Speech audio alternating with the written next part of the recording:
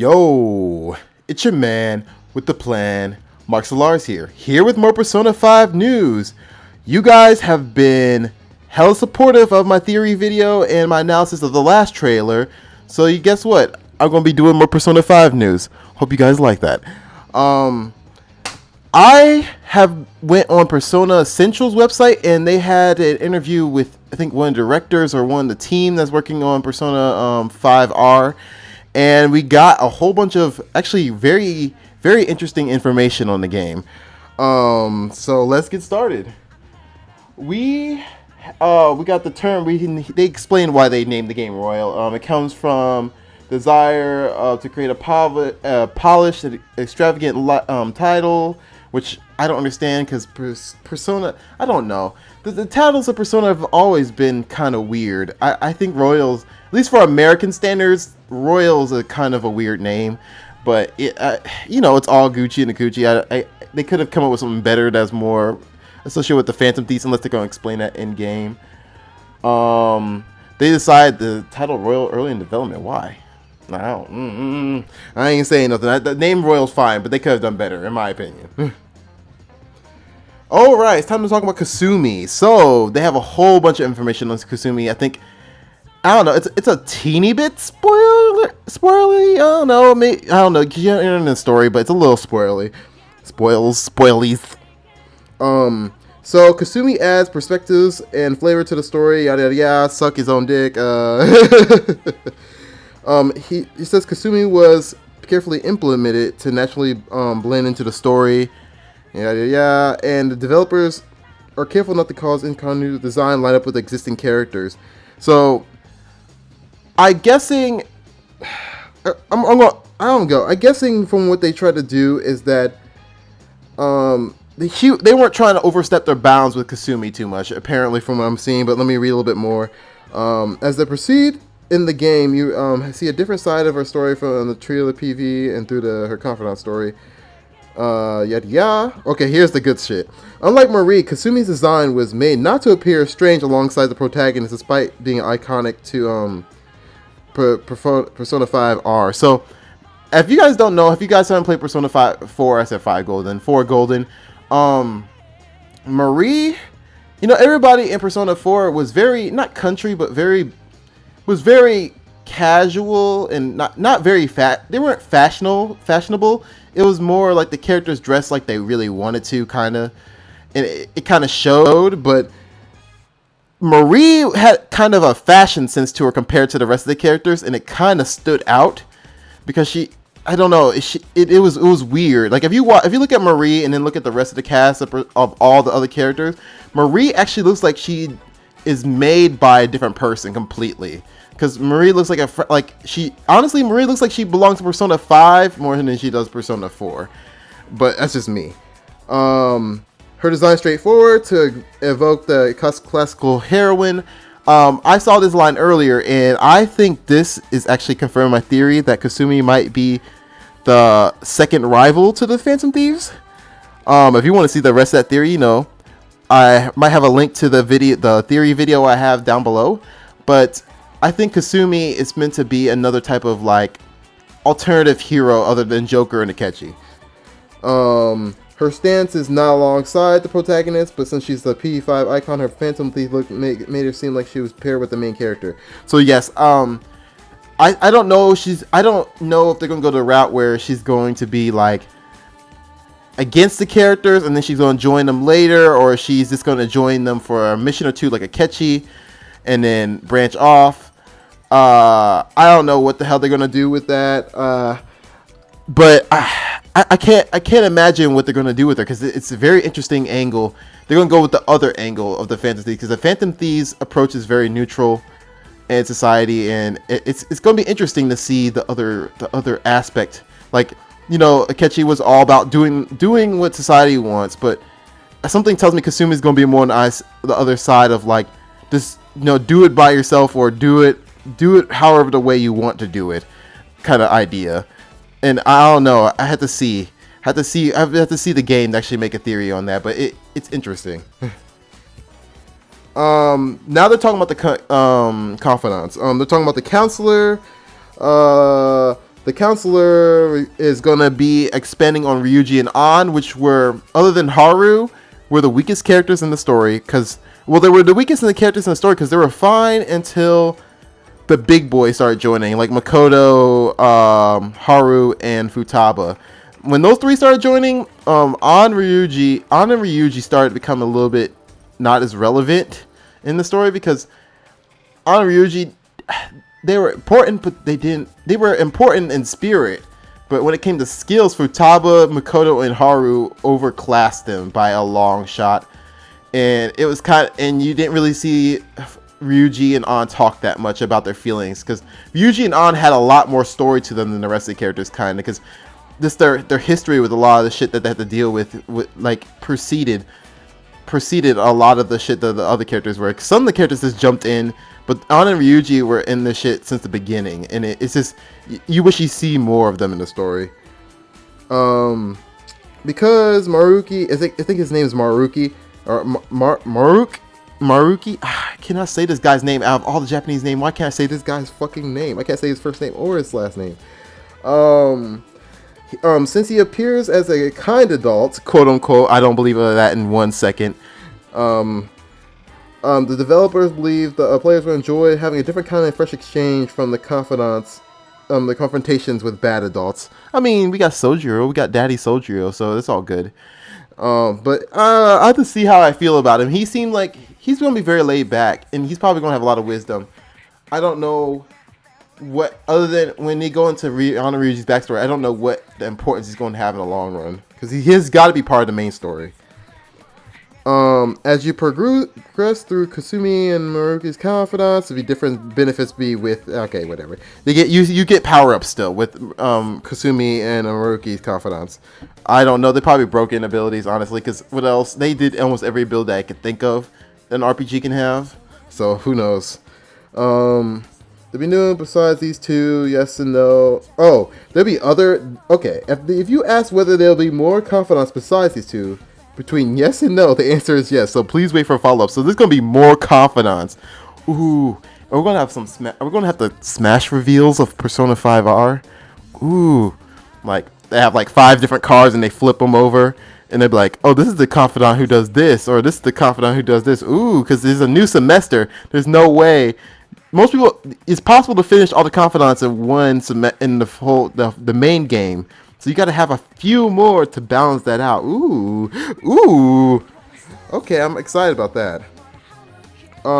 Additional changes. It'll be made easier, good amount of experience points. The game can be played through more quickly. Yes, because this game is really slow. So this game can be played through more quickly, and it helps the people who've already played the game not feel like they have to do everything over. Oh, thank God. This places function, Xbox, and for Persona 4 Golden, it will indicate location while taking into account different parameters and available confidant characters with the ability to move with one button. Okay, so it has a fast travel to a confidant. I think that's what that's trying to say. I don't remember that function in Persona 4 Golden. I haven't seen that game in a long time. The third will be the volume of the third semester will be more than expected for those who experience the volume of Persona 4 Golden. So the content of this is going to be at least, honestly, I probably would say at least 2 times as long than all the extra content together added to Persona 4 Golden, which is very, very good. There's about to be 20 new songs because so there's going to be there's some new jams coming through, and there's going to be new conversations and new illustrations like we see in the trailer, new different portraits. They're probably going to show up during extreme emotions.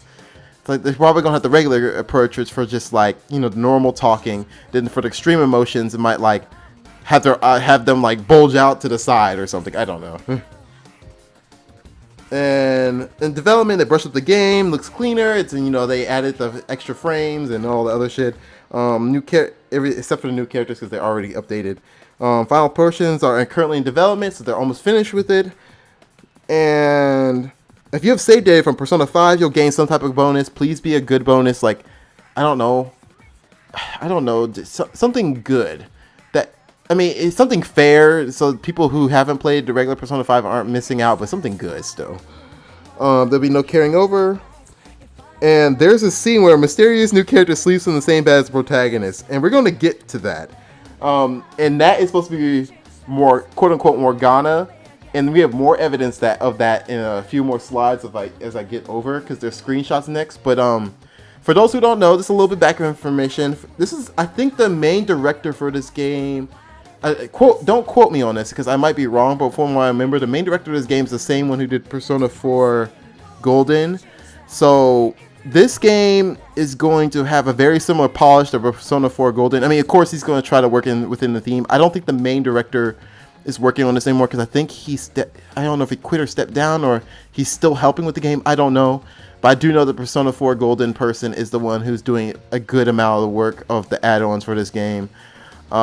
Which is it's still in good hands, and I'm excited. So let's get to the screenshots and I did most of my theory crafting. There's not really much more you can go on in these screenshots, but there's a few things I can say. This is talking about him again.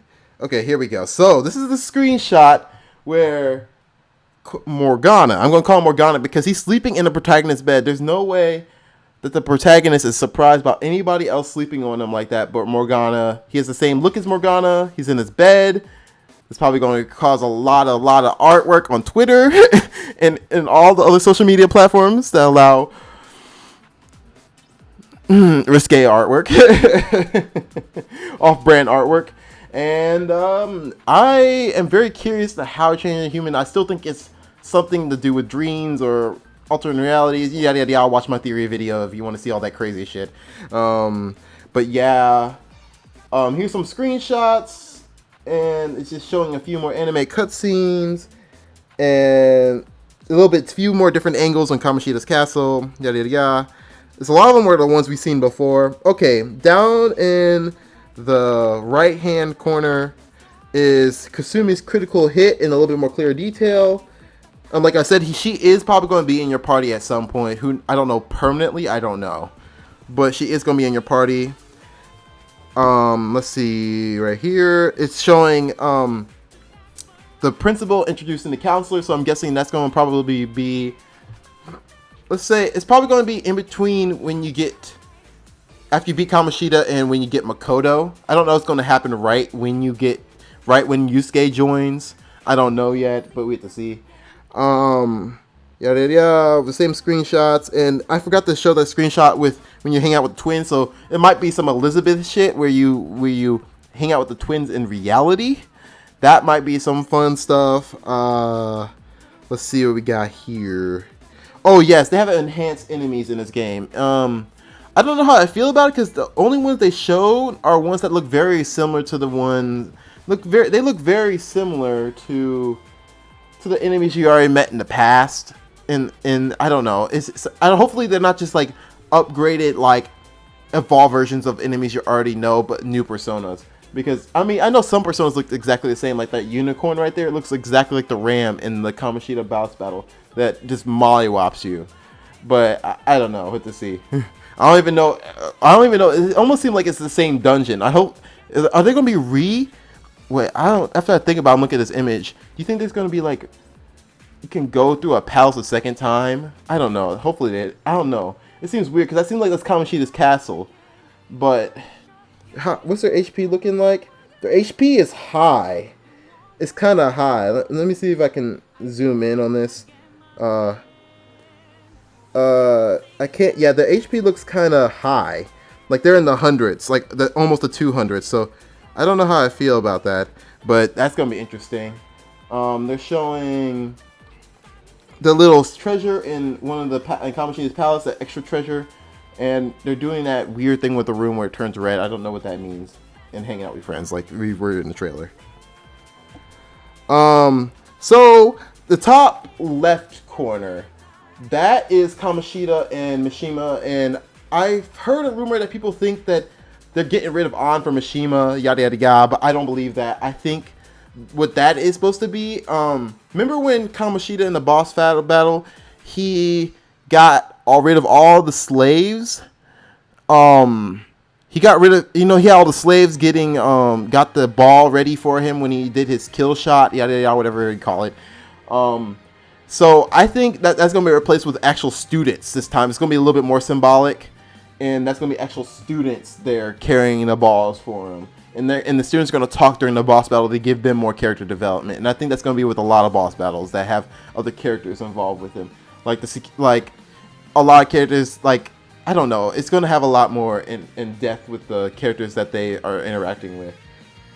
Like, you might see a Shadow Yusuke in with Madarame. And there's this weird level that has a tree in it. I don't know if that's a new level, new palace, or I don't know. That's weird. But I'm pretty excited for this game. I don't think there's anything else. No, there's not anything else. But this is a little short update, a few more theories here and there. I really appreciate you guys coming through. I thank you guys for sticking with me, and I will keep my eyes open for any Persona news or any little Persona tidbit or theories or other stuff or anything anything that comes out from them, because they always tend to come out with some crazy shit when they do. And if you guys want to chill out with me, I will be live streaming a few times, a week, and stuff has been great. So thank you so much for the support on my Persona 5 news, and leave me a thumbs up or a thumbs down. It doesn't matter which one. This helps to know you guys are watching. Also, hit the subscribe button and a little bell icon to join the rebellion, because I'm only best any friends, and I'll see you guys in the next video and or stream. Bye bye.